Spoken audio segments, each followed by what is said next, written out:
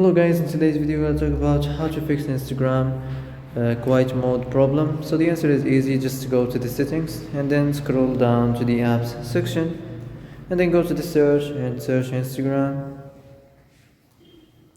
and then go to the storage, and here you will find this clear cache option. Click on it. Now you can go check it if it worked. If it didn't, you can try to restart your phone or turn on the airplane mode or the Bluetooth mode. You can also try to clear data, but be careful.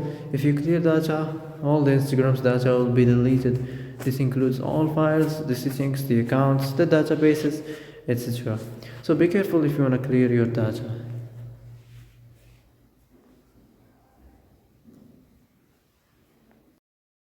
So that's it for today's video. I hope this is the answer you've been looking for.